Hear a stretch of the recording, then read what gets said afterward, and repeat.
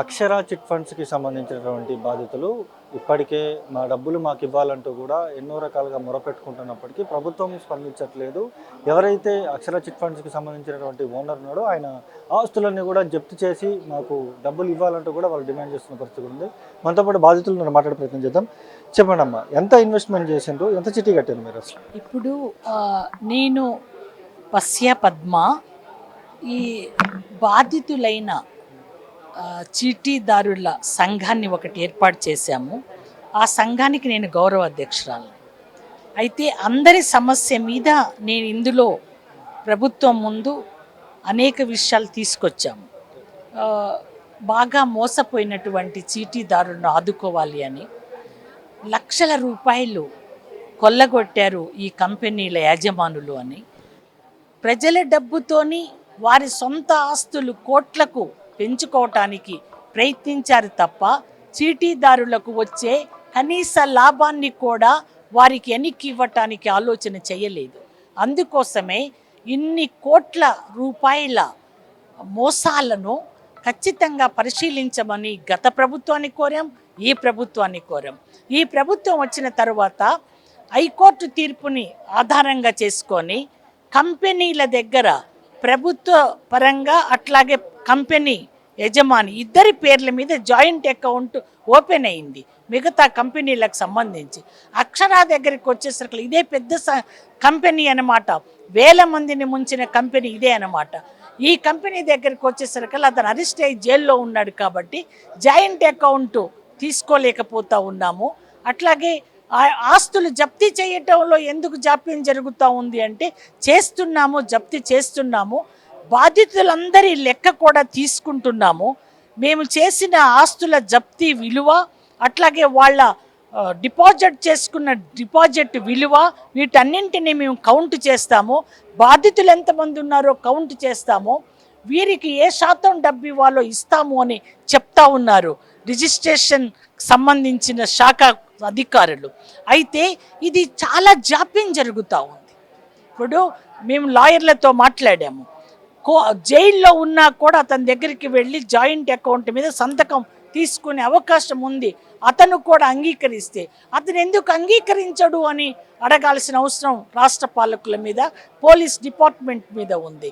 ఆ joint account తీసుకోవటంతో పాటు పూర్తి స్థాయిలో ఆయన డైరెక్టర్లవి ఆస్తులన్నీ జప్తు చేయటం ద్వారా ఈ పంపిణీ చీటీదారులకు, బాధిత చీటీదారులకు పంపిణీ చేయటానికి రాష్ట్ర ప్రభుత్వం నిజంగా నిఖరమైన ఒక కఠినమైన చర్యలకు తీసుకోకపోతే వీళ్ళందరూ ఇప్పటికీ అనేక మంది ఆత్మహత్యలు చేసుకున్నారు. దీని వెనకాల రాష్ట్ర ప్రభుత్వానికి సంబంధించినటువంటి కొంతమంది నాయకులు కూడా ఉన్నారంటూ కూడా మాట్లాడుతూ ఉన్నారు. వాస్తవేనా? ఇప్పుడు రాష్ట్ర ప్రభుత్వంకి సంబంధించిన వాళ్ళు ఉన్నారా, ప్రతిపక్షాలకు సంబంధించి ఉన్నారా మనం తేల్చి చెప్పలేము. కానీ చర్చ అయితే జరుగుతుంది. నేను అందుకోసమే అవసరమైతే దీన్ని సిఐడి ద్వారా విచారణ జరిపి ఎవరు ఈ ఆర్థిక నేరస్తులకు ప్రోత్సాహంగా అండదండగా ఉండి లావాదేవీలు కొనసాగిస్తున్నారో, ఈవెన్ రిజిస్ట్రేషన్ శాఖకు సంబంధించిన అధికారులు కూడా ఎవరు ఉన్నారో తేల్చాల్సిన అవసరం ఉంది. లేకపోతే ఆర్థిక నేరాలు ఎవడైనా చేయొచ్చిక రేపటి నుంచి మామూలు వాడు కూడా జనాన్ని మోసం చేసి డబ్బులు గుంజుకొని పారిపోతుంటారే, అటువంటి నేరాలకు ఇక కొల్లలు వస్తాయి ముందుకి. అందుకోసమే వీళ్ళను సమర్థించే వాళ్ళ పట్ల చర్యలు ఉండాలా, మోసానికి పాల్పడిన ఈ కంపెనీ యాజమానుల మీద కఠినమైన చర్యలు ఉండాలి. అందుకే అక్షర చిట్ ఫండ్ కంపెనీకి సంబంధించిన 3 డైరెక్టర్లను అరెస్ట్ చేయమని డిమాండ్ చేస్తూ ఉన్నాను. త్వరితగతిన అన్ని కంపెనీల ఆస్తులను జప్తు చేయాలని డిమాండ్ చేస్తూ ఉన్నాను. అన్ని కంపెనీలు డిపాజిట్ చేసుకున్న డిపాజిట్లను కూడా ప్రభుత్వం చేజిక్కించుకొని ప్రభుత్వ ఆధీనంలోకి తీసుకొని ఈ బాధితులైన చీటీదారులకు, మోసానికి గురైన ఈ బాధితులకు డబ్బు ఏ శాతం వస్తే ఆ శాతం ఇవ్వండి. 100% వస్తాయన్న అంచనాలు లేవు. కానీ జాప్యం జాప్యం జాప్యం జరుగుతూ ఉంటే వీళ్ళు నిరాశకు గురవుతూ ఉన్నారు. ఈ నిరాశ ఆత్మహత్యలకు దారితీస్తుంది. దీనికి ప్రభుత్వమే బాధ్యత వహించాల్సి వస్తుంది అంటున్నాను. కొంతమంది కూడా మాట్లాడే ప్రయత్నం చేద్దాం. చెప్పండి అమ్మా, మీరు ఎంత చిట్టి కట్టారు? నేను ఫస్ట్ 1, 2 వేస్తే వాడే ఇక మా బాబు ఇతర దేశాల్లో ఉంటాడు. ఆ డబ్బులు పంపిస్తున్నాడు కదా, మీకేం అవసరం ఇప్పుడు మంచిగా ఒక్కసారి తీసుకోండి అంటే ఆ చిట్టీలు ఆ డబ్బులు తీసుకోకుండా అలా వేసుకుంటూ వెళ్ళాం. లాస్ట్కి వచ్చేసరికి నీ డబ్బులు లేవు, పో నీ చిట్టీలు లేవని ఇవ్వకపోతే ఇక అప్పుడు నేను కేసు పెట్టి 2021లోనే కేసు పెట్టి ఎఫ్ఐఆర్ అయింది, అరెస్ట్ చేశారు. తర్వాత ఇక తిరిగి ఆఫీసర్లు ఐఏఎస్ చుట్టూ తిరిగితే నాకు కొంతవరకు న్యాయం జరిగింది. ఆర్బిట్రేషన్కి వెళ్ళమన్నారు. ఆర్బిట్రేషన్లో కూడా నాకు అవార్డ్స్ ఇచ్చారు, ఇంత రావాలి అని. ఆ అవార్డ్స్ కోర్టులో ఈపీలు వేసాం, ఎగ్జిక్యూటివ్ పిటిషన్స్ వేసాం. నాకు వాడి ప్రాపర్టీ ఉంది కాబట్టి నాకు వస్తుంది అమౌంట్. కానీ నేను బాధితులందరి తరపున నేను ప్రెసిడెంట్గా ఉండి ఈ చిట్ ఫండ్ సంఘానికి రిజిస్ట్రేషన్ చేయించుకొని ఆ బాధలు కూడా సిఐడి ఆఫీస్కి నిన్న మొన్న డీజీపీని కలిశాను. తిరుగుతూనే ఉన్నాం. ఏదో సోషల్ సర్వీస్ జనాలకు చేద్దామని తిరుగుతూ ఉన్నాం. అసలు మీరు ఏమని డిమాండ్ చేస్తున్నారు? అసలు ప్రభుత్వాన్ని మీరు ఏమని డిమాండ్ చేస్తున్నారు? ఇప్పుడు బాధితులందరికీ న్యాయం జరగాలి కదా. భార్యాభర్తల మధ్య గొడవలు, నువ్వు పోయి చిట్టీలు కట్టుకొని సంసారం నాశనం చేస్తాను గొడవలు పడే వాళ్ళు ఉన్నారు. పిల్లల ఫీజులు, ఒక అమ్మాయి అయితే పెళ్లి కట్నం ఈ అక్షర చిట్ ఫండ్ డబ్బులు వస్తే ఇస్తానంటే వాడు తీసుకోపోవట్లే, ఇప్పుడు 5 ఏళ్ళు అవుతుంది. అట్లా బోరుడని సమస్యలు, అసలుకి ఎంత అంటే నరకం అనుభవిస్తున్నారు జనం. అందువల్ల మేము కూడా మా ఒక్క బాబు ఉంటే ఇతర దేశాల్లో ఉన్నాడు, సర్వీస్ చేస్తూ తిరుగుతూ ఉన్నాం. రోజు తిరుగుతూనే ఉంటాం ఎటో ఒకటి. సీసీని కలిసాము, ఐజీని కలుస్తాం, డీజీపీని ఇప్పుడు 3 సార్లు కలిసా, కొత్తగా వచ్చిన ఆనంద్ గారిని. సిఐడి మేడం చారుసిన్హాని అయితే 5 సార్లు కలిసా. ఆమె ఇప్పుడు బాగా స్పందిస్తున్నారు, చూడాలి. పోలీసులు ఏమంటున్నారు? అసలు పోలీసులు ఏమన్నారు, డీజీపీ సారా సిపిలకు ఫోన్ చేసి ఏం జరుగుతుంది ఏంటి మరి దీని మీద అంటే వాళ్ళ ఆస్తులన్నీ తీసి కోర్టుకి ఇచ్చారు. సిఐడి వాళ్ళు కూడా అటాచ్ చేశారు. వాడు ఏం అమ్మటానికి లేదు, కానీ సుఖం కావాలి కదా, డబ్బులు జనానికి కావాలి కదా. అది న్యాయం కావాలంటే ముఖ్యమంత్రి వీళ్ళంతా జోక్యం చేసుకొని జనానికి న్యాయం చేయాలి. మనతో పాటు ఇంకొంతమంది ఉన్నారు, మాట్లాడదాం. చెప్పండి, మీరు ఎంత చిట్టి కట్టారు? 2 చిట్టీలు అండి. ఒకటి 25 లక్షలది, ఒకటి 10 లక్షలది, 2 చిట్టీలు కట్టడం జరిగింది. ఈ చిట్టీలు వచ్చేసి ఒకటి 20 లక్షల చిట్టి వచ్చేసి 44 నెలలు కట్టడం జరిగింది. 10 లక్షల చిట్టి వచ్చేసి 50 నెలలు కట్టడం జరిగింది. 10 లక్షల చిట్టి వచ్చేసి నాకు తెలియకుండానే, నా యొక్క సంతకం లేకుండానే చిట్టి ఎత్తడం జరిగింది. ఆ చిట్ ఫండ్ కంపెనీ అక్షర చిట్ ఫండ్ ప్రైవేట్ లిమిటెడ్ ఎత్తడం జరిగింది. దాని గురించి నేను ఒకసారి స్టేట్మెంట్లో ప్రైజ్డ్ సబ్స్క్రైబర్గా నా పేరు చూసుకొని, నేను ప్రైజ్ సబ్స్క్రైబర్ కాదు కదా, నా పేరు ఎందుకు ప్రైజ్ అని అడగడం జరిగింది. అప్పుడు వాళ్ళు రీ ఆక్షన్ కోసము రంగారెడ్డి స్టాంప్స్ అండ్ రిజిస్ట్రేషన్ డిపార్ట్మెంట్లో తెచ్చుకున్నారు. అయితే చివరకు నాకు మాత్రం డబ్బులు చెల్లించలేదు. ఆ 50 నెలలు అయిపోయే వరకు కంపెనీ క్లోజ్ కూడా అయిపోయింది. తర్వాత నేను 25 లక్షల చిట్టికి ఇంకా డబ్బులు కట్టడం మానేశాక ఒకసారి నేను చైర్మన్ దగ్గరికి వెళ్ళి డైరెక్ట్గా అడిగితే, సార్ నేను ఏదో నష్టపోయాను, కోవిడ్ అది ఇది కారణాలు చెప్పాడు. అన్నీ మోసం చేయాలన్న ఉద్దేశంతో చేయడం జరిగింది. అతను ఆ డబ్బులన్నింటినీ మళ్లించి టౌన్షిప్లలో, అపార్ట్మెంట్లలో పెట్టడం జరిగింది, రియల్ ఎస్టేట్లో. యాక్చువల్గా as per chit fund act ఎక్కడికి మళ్లించకూడదు డబ్బులు, ఫస్ట్ 1952 యాక్ట్ ప్రకారం. ఓకే, అయితే వీడు మాత్రం అన్నీ మరలించడం జరిగింది. కొన్ని వేల చెక్కులు ఇచ్చాడు నాలాంటి విక్టిమ్స్ ప్రతి ఒక్కరికి, కొన్ని వేల మందికి వేల చెక్కులు ఇచ్చాడు, అన్నీ బౌన్స్లే. నాకు తెలియదు ఈ వ్యవస్థ ఏం చేస్తుందో. మనము ఒక్క నెల ఈఎంఐ కట్టకపోతే వణికిపోతాము సామాన్య మానవులము. ఓకే, ఏదేంటి మధ్యతరగతి వాళ్ళు ఒక్క నెల ఏంటంటే బ్యాంక్ వాళ్ళు వస్తారేమో, అడుగుతారేమో, తిండి బంద్ చేసి అయినా కడదామన్న ఆలోచన చేస్తాము. అలాంటిది మేము నెల చిట్ ఫండ్ డబ్బులు కడితే వీడు అన్ని చెక్కులు ఇచ్చి, ఆ పేరాల శ్రీనివాస్ వచ్చేసి చైర్మన్ అన్ని చెక్కులు ఇచ్చి దర్జాగా, చెక్కులన్నీ బౌన్స్ అయినా కానీ దర్జాగా తిరుగుతున్నాడు. ఓకే, నేను చెక్ బౌన్స్ ఎన్ఐ యాక్ట్లో కూడా కేసు వేసానండి. అది కూడా 2 సంవత్సరాల నుంచి నడుస్తుంది, అక్కడ రెస్పాండే అవ్వడు అసలు. ఓకే, ఆ జడ్జిలకు కూడా, ఈ న్యాయ వ్యవస్థకు కూడా ప్రెషర్ పెరిగిపోతుంది ఇలాంటి చర్యల వల్ల. ఎంతమంది బాధితులు కోర్టులకైనా అప్రోచ్ అవుతారు. 10,000 మంది విక్టిమ్స్ కోర్టులోకి వెళ్తే ఆల్రెడీ కొన్ని వేల కేసులు పెండింగ్లో ఉన్నాయి. ఇంకా ఎన్ని కేసులు తయారయ్యి న్యాయ వ్యవస్థ మీద కూడా ప్రెషర్ క్రియేట్ చేయాలని అనుకుంటున్నారు ఈ తెలంగాణ స్టేట్ గవర్నమెంట్ స్ట్రిక్ట్గా యాక్షన్ తీసుకోవాలి. ఓకే, ఇప్పుడు స్టేట్లో చేయకపోతే సెంట్రల్ గవర్నమెంట్, ప్రతి ఒక్క సెంట్రల్ గవర్నమెంట్కి వెళ్ళి రిక్వెస్ట్. అక్షర చిట్ ఫండ్స్కి సంబంధించి ఎంతమంది బాధితులు ఉంటారు? ఎన్ని కోట్ల స్కామ్ ఇది? ఇది ఖచ్చితంగా 500 కోట్ల పైన స్కామ్. బాధితులు వచ్చేసి 10,000 మంది దాకా ఉంటారు. ఫ్యామిలీస్, డైరెక్ట్ బాధితులు కూడా వేల మంది ఉన్నారండి. ఓకే, నేను కొన్ని గ్రూపులు తయారు చేశాను. నేను నా యొక్క సమయం ఎన్ఆర్ఐ అయినా కానీ ఇలా మోసం చేశాడు అన్న బాధను తట్టుకోలేకపోతున్నాను. ఒక రిజిస్టర్డ్ కంపెనీస్ కూడా మోసం చేస్తున్నాయన్న బాధను తట్టుకోలేక గ్రూపులుగా తయారు చేశాను. కొన్ని వేల మంది ఆ వాట్సాప్ గ్రూపుల్లో ఉన్నారు నిజమైన బాధితులు. ఏం కోరదలుచుకున్నారు ప్రభుత్వాన్ని? ప్రభుత్వం ఏమో అధికారంలోకి వచ్చే ముందు ఈ అక్షర చిట్ ఫండ్స్కి సంబంధించి కూడా ఒక మాట కూడా మాట్లాడిండ్రు. ఇప్పుడేమో ప్రభుత్వం పట్టించుకోవట్లేదు. ఏం చేయబోతున్నారు మీరు? ఓకే, మంచి ప్రశ్న అండి. ఇది బీఆర్ఎస్ గవర్నమెంట్ ఉన్నప్పుడు స్టార్ట్ అయింది ఈ చిట్ ఫండ్ మోసాలు ఇవన్నీ. అయితే బీఆర్ఎస్ గవర్నమెంట్ వెళ్ళాక కాంగ్రెస్ గవర్నమెంట్ వచ్చినప్పుడు నేను సంతోషపడ్డాను, ఇప్పటికైనా మాకు న్యాయం జరుగుతుందేమో అని చెప్పేసి. కానీ ఇప్పటి వరకు మాకు ఎలాంటి న్యాయం జరగలేదు. ఈ స్టాంప్స్ అండ్ రిజిస్ట్రేషన్ డిపార్ట్మెంట్ వాళ్ళు ఎఫ్డిఆర్లు రిలీజ్ చేసి ఇస్తామంటున్నారు డబ్బులు చిట్ ఫండ్ వాళ్ళకు, కానీ ఎలాంటి న్యాయం జరగట్లేదు. ఇతను పేరాల శ్రీనివాస్ ఈ చిట్ ఫండ్ కంపెనీ వాళ్ళు ఏంటంటే డిపాజిట్లు కూడా వసూలు చేశారు. As per RBI act deposits తీసుకోకూడదు. మరి గవర్నమెంట్స్ ఏం చేస్తున్నాయి? గవర్నమెంట్ యొక్క రెస్పాన్సిబిలిటీ అదే కదా, మనం న్యాయాన్ని చక్కగా అన్ని కాపాడాలి అని చెప్పేసి. లేకుండా వీళ్ళు ఏం చేయకపోతే ఎన్ని సంవత్సరాలు, ఇప్పుడు 2022 వరకు కట్టడం జరిగింది, ఇది 2026, 4 సంవత్సరాలు. నా డబ్బులు నా దగ్గర ఉంటే ఒక కంపెనీ పెట్టి నలుగురికి ఉద్యోగాలు ఇచ్చి ఓకే నేను చేద్దామని అనుకున్నాను. ఎన్ఆర్ఐగా ఇండియాలో కూడా అది చేద్దామని అనుకున్నాను. నేను సెమీకండక్టర్లో చేస్తానండి. ఓకే చేద్దామని అనుకున్నాను. కానీ ఇక్కడ వచ్చి చూసే వరకు మా డబ్బులు ఇన్ని లక్షలు 35 లక్షలు 4 ఏళ్ల నుంచి స్ట్రక్ అయిపోయి ఉన్నాయి. అదే డబ్బులు నా దగ్గర ఉంటే ఇప్పుడు 10 మందికి జీవనోపాధి కూడా కలిగించేవానన్న అది కూడా ఉండేది. ఇంకా మాకు ఇప్పుడు కాదండి, 4 ఏళ్ల నుంచి ఇదే ప్రయత్నం చేస్తున్నాం మేము.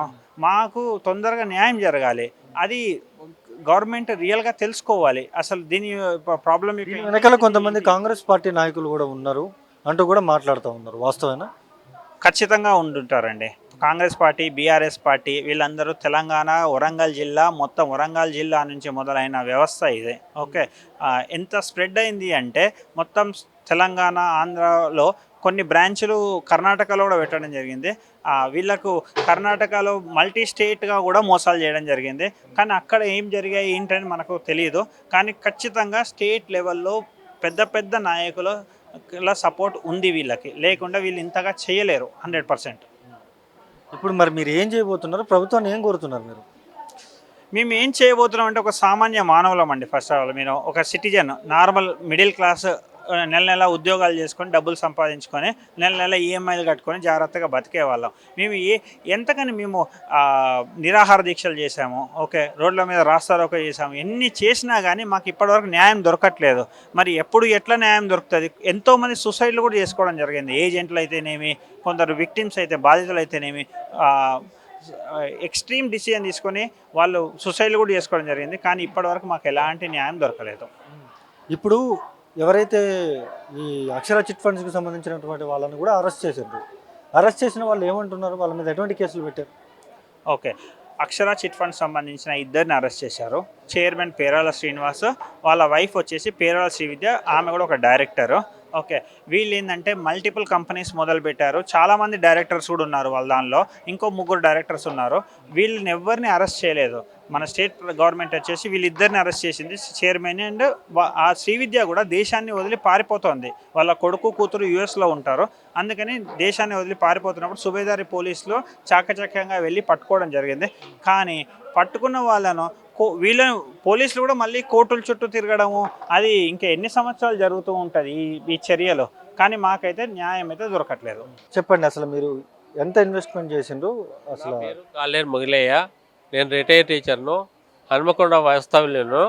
నేను రిటైర్ అయిన తర్వాత నాకు వచ్చినటువంటి డబ్బులను ఈ చిట్ ఫండ్లో, అక్షర చిట్ ఫండ్లో పెట్టమని మా యొక్క కొలీగ్గా ఉండేటువంటి రిటైర్ టీచరే అతడు చెప్పడం ద్వారా పెట్టడం జరిగింది. దానివల్ల మేము మోసం, మాకు 2023 వరకు కూడా ఆ విధంగా మోసం చేస్తున్నామని తెలియకుండా ఒకటేసారిగా బ్రాంచ్లను నిర్దేశంలో ఇతడు రాష్ట్ర వ్యాప్తంగా, తెలంగాణ రాష్ట్ర వ్యాప్తంగా 97 బ్రాంచీలు పెట్టిండు. 97 బ్రాంచీల్లో కూడా మళ్ళీ ఈ డబ్బులన్నీ వసూలు చేసుకొని ఒకటేసారి మొత్తం లేకుండా అన్ని బ్రాంచీలు బంద్ చేసిండు. డబ్బులు ఇచ్చినటువంటి వాళ్లకు, చిట్టీలు కట్టుకున్నటువంటి వాళ్లకు చిట్టీలు చెల్లించకుండా ఈ చిట్టీ డబ్బులను ఎఫ్డీ చేసిండు. ఎఫ్డీ చేసిన తర్వాత మనకు చెక్కులు ఇచ్చిండు. చెక్కులు ఇచ్చినటువంటి కూడా చెల్లని చెక్కులు ఇచ్చిండు. అవి ఆర్జీఎస్టీ చెక్కులు అనేటువంటిది ఆ విధంగా కోర్టులో వేస్తే కూడా చెల్లనటువంటి చెక్కులు ఇచ్చిండు. ఇతడు మాకు చాలా విధాలుగా మోసం చేసిండు. ఎంత కట్టారు మీరు? చిట్టి ఎంత కట్టారు? నేను 35 లక్షలు నాకు రావాల్సినటువంటి ఉన్నాయి. ఇవి ఇంతవరకు రాలేదు. ఇవి ఇంట్రెస్ట్ కాకుండానే మళ్ళీ ఇవి ఉండేటువంటిది 35 లక్షలు రావాలి. అది కాకుండా ఈ డబ్బులు వచ్చేటందుకు నేను రాష్ట్ర వ్యాప్తంగా ఉండేటువంటి బాధితులందరినీ తరఫున ఒక అసోసియేషన్ ఏర్పాటు చేసి అసోసియేషన్ అక్షర చిట్ ఫండ్ అసోసియేషన్ ఏర్పాటు చేసినాము. దీని ద్వారా మేము వాట్సాప్ క్రియేట్ చేసి అందరినీ కూడా ఎఫ్ఐఆర్ చేయడం జరిగింది. ఎఫ్ఐఆర్ చేసిన ఫలితంగా అతను శ్రీవిద్య అతని భార్య మళ్ళా శ్రీనివాసరావును ఇద్దరిని జైల్లో పెట్టడం జరిగింది. వాళ్ళు ఇప్పటికీ 5 నెలల కాంచెలు జైల్లో ఉంటుండ్రు. ఇప్పటికి కూడా అతని లోపల పరివర్తన రాలేదు. డబ్బులు ఇస్తామనే ఉద్దేశం అయితే లేదు. మా డబ్బులు మా కష్టార్జితాన్ని వాళ్ళు దోచుకున్నారు. వీళ్ళందరికీ రావాలనే ఉద్దేశంతో మేము ఈ అసోసియేషన్ ఏర్పాటు చేసి మా అందరి తరఫున పోరాటం చేస్తున్నాం. అందరికీ డబ్బులు రావాలనేటువంటి ప్రయత్నం లోపల ఈ ప్రెస్ మీటింగ్ కూడా పెట్టడం జరిగింది. అతని ఆస్తులన్నీ అటాచ్ చేయడం జరిగింది. మిగిలిన డైరెక్టర్లు కొంతమంది బయట ఉన్నారు తిరుగుతున్నారు. వాళ్ళ పేరు మీద బినామీ పేరు మీద ఆస్తులు డైవర్ట్ చేసిండ్రు. వాళ్ళందరినీ అరెస్ట్ చేసి ఆ డబ్బులన్నీ మాకు అందరికీ పంచేందుకు చేయాలనే ప్రభుత్వాన్ని కోరుతున్నాను. చెప్పండి, మీరు చెప్పండి, ఎంత చిట్టి కట్టారు మీరు? మేము చాలా చిట్టీలు కట్టాము. మా బాబు నెదర్లాండ్స్లో ఉండి మాకు మా భవిష్యత్ అవసరాలకు పంపించిన డబ్బుతోటి మేము మదుపు చేశాము, నమ్మి చిట్ ఫండ్ బ్రాంచీలు నమ్మి. అయితే మాకు 20 లక్షల చిట్టీకైనా 10 లక్షల చిట్టీకైనా 1000 రూపాయలు తుణమో పణమో ఇచ్చి మిగతా డబ్బులు వాళ్ళే దారి మళ్లించారనేది మాకు 2017 వరకు తెలియదు. మేము 2011 నుంచి చిట్టీలు వేస్తానే ఉన్నాము. అట్లా చాలా చిట్టీలు వేసి మమ్మల్ని చాలా మోసం చేశారు. మేము ఎఫ్ఐఆర్ ఏది పెట్టాము, పెడితే అది రిజిస్టర్డ్ అయింది. మళ్ళా ఛార్జ్ షీట్ కూడా వేశారు. ఆ ఛార్జ్ షీటు ఫైల్ అయింది. 18 రోజులు రిమాండ్ జైల్లో ఉంచారు. మాకు మొత్తం డబ్బులు ఇవ్వలేదు, చాలా చిట్టీలు కట్టారని కూడా ఒప్పుకున్నాడు.